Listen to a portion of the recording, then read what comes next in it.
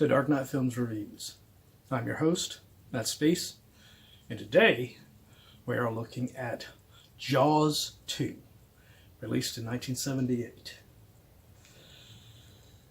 Jaws 2 stars Roy Scheider, Murray Hamilton, Lorraine Gary, and also brings back Jeffrey Kramer, as well as adding a new cast member, Joseph Moscolo, and a young cast, which includes Mark Gruner, Mark Gilpin, Donna Wilkes, Ann Dusenberry, Billy Van Zandt, and Keith Gordon in one of his first film roles.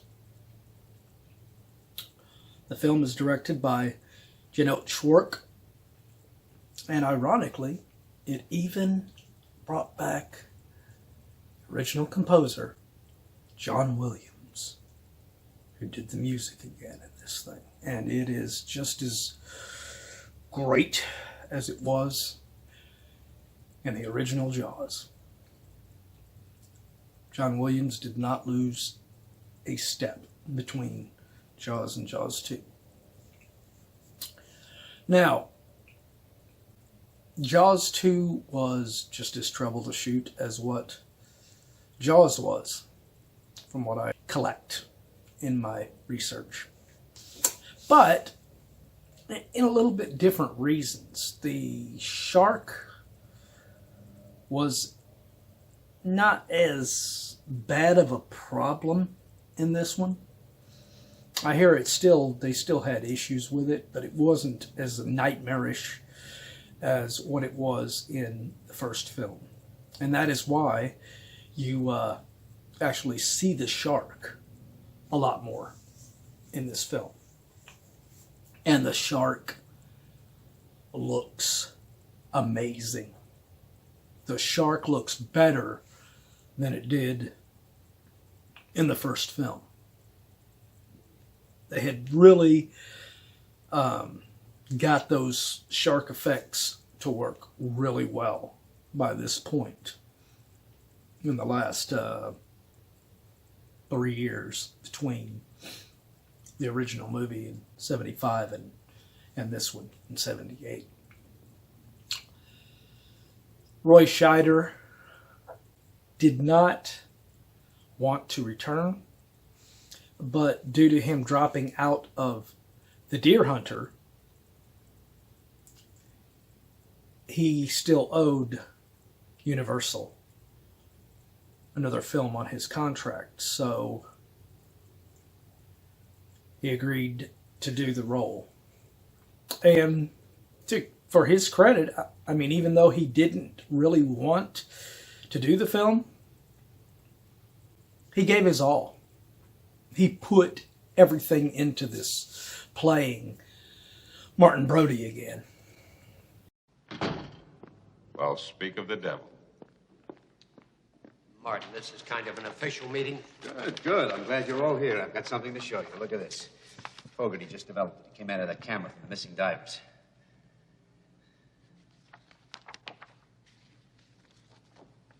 Seaweed?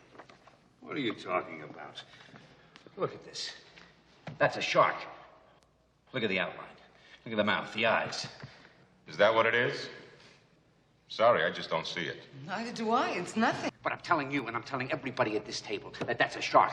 And I know what a shark looks like because I've seen one up close. And you better do something about this one because I don't intend to go through that hell again. Murray Hamilton, in his portrayal as Mayor Larry Vaughn again, he is really, and I hate that they cut a scene out in this one sequence that ended up being in TV versions and stuff, but they should have left this scene in. Personal attack on me. I've never seen him like this. Hendricks is a qualified deputy. I say that we use him. We've made a motion and it's already been seconded. Very well, then. Motion is made and seconded. All those in favor? Anyone opposed?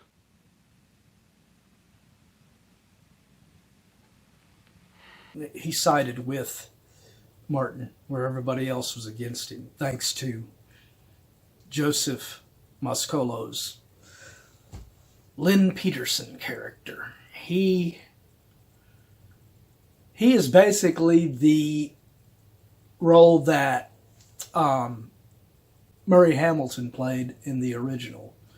Murray's more supportive of Martin in this one. He because they couldn't have just did beat for beat and made him the complete asshole like they did with Jaws in this. So they introduced a new asshole in this one, which was perfectly played by Joseph Mascolo, who, to me, I will always know and remember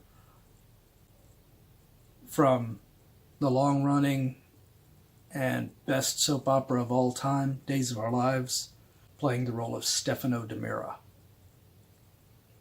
This guy was amazing in that show. And everyone that comes after you or from you will have my protection. That is the way I show my love, Elvis. Don't ever doubt that. And don't ever doubt me.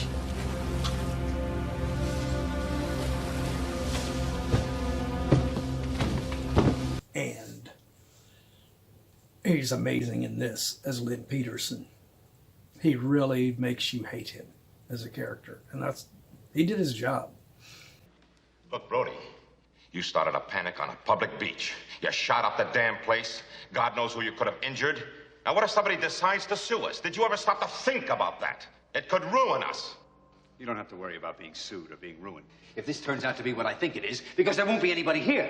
Yeah, now, Martin, let's not, Let's not what, Larry? What? Oh, Jesus, Larry, huh? Come on, let's just forget it. He won't listen. It's obvious the man has made up his mind.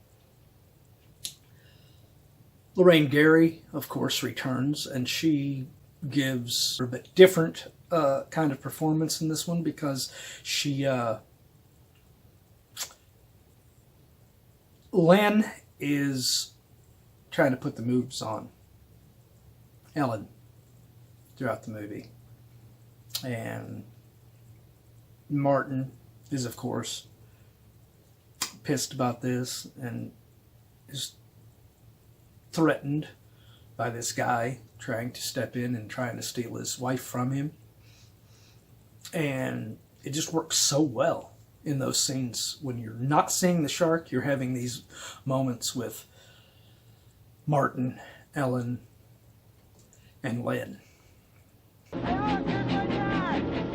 whole beach looks incredible. And Joseph plays these scenes so well. He is so good. I mean, he's just like he was on Days of Our Lives as Stefano in a way, except without the accent, because he had this Italian accent that he did in Days of Our Lives. But in this, he's speaking with this New York-like accent and everything, and he has a lot of charisma. So you can see why Lorraine might be tempted to be with him and mess around on Martin with him, because he is very, very charismatic, and but at the same time he has ulterior motives for everything he's doing in there, and in the end he loses out. All I know is a boy is dead and my son and husband is still out there. And Lorraine, her Ellen, is fully supportive of Martin. The sons are played by Mark Gilpin as Sean and Mark Gruner as Mike. And they are really good in this. The child actor playing Sean is really good. I liked him really good. And of course, Mark Gruner is the older version of Mike Brody. Is pretty cool. He's a really likable. He gives a really likable performance. And his girlfriend is played by Donna Wilkes. Her character is Jackie Peters, and she's just adorable. She always was in films between this 70s period and into the 80s. She always was. She's mostly known for more TV work than film, but she is really good in this. I know a lot of people give a lot of criticism to some of these other young actors in this film, like Ann Dusenberry as Tina Wilcox and Gary Dubin as her boyfriend Eddie.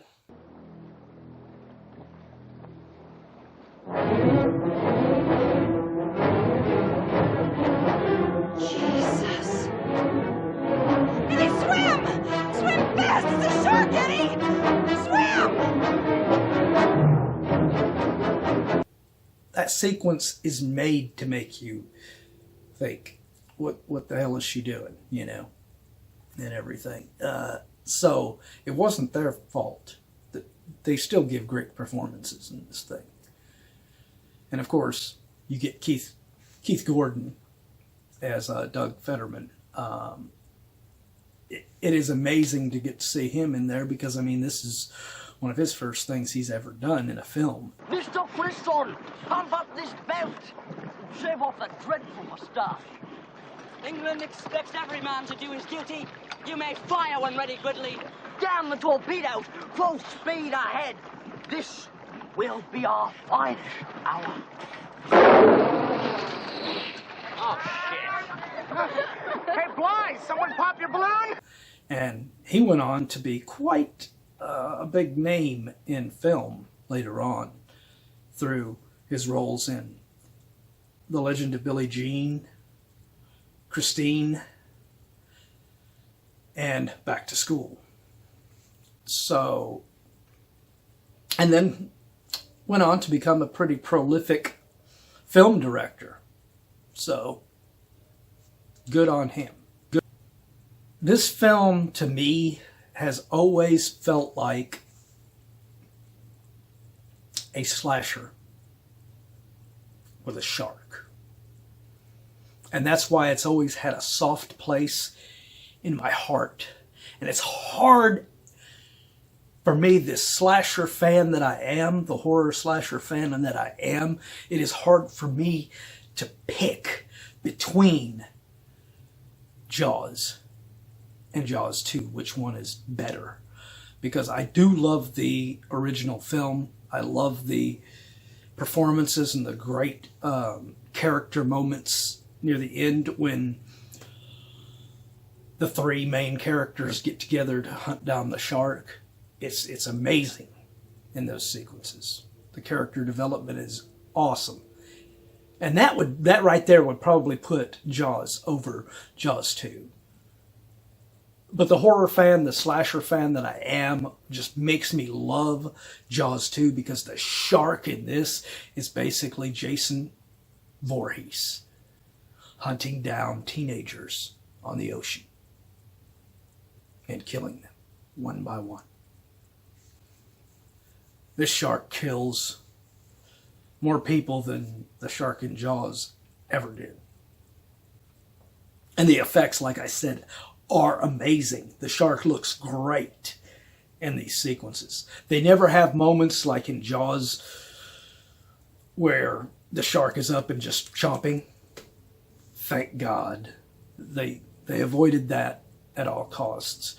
The only time you see the shark is whenever it pops its head out, chomps at somebody. It's really good. The only moment where that shark really looks fake is in a sequence, which is a great tit sequence too, when the shark is coming after Mark Gruner's Mike. He's unconscious and he's in the water. And it's a very intense sequence where his friends are trying to pull him up and help him and everything. And the shark is coming for him. And they pull him up just in time as the shark swings by. And the shark effects, for whatever reason, screwed up. The hydraulics pushed up into the shark's jaws and it made it go into a V shape at the top of its mouth. And it just looks so awkward in the sequence. But other than that sequence, that shark looks amazing in every scene that it's in. The scene when it goes after the two divers that's swimming through the reef, and they end up snapping the pictures that end up revealing the shark that Martin Brody tries to tell everyone is a shark, and they don't believe him. That sequence is tense and scary, the way the shark comes through. The sequence when the shark attacks the skier, yanks her under the water and eats her, is great. And the sequence when it attacks the woman that was driving the boat for the skier. Terry!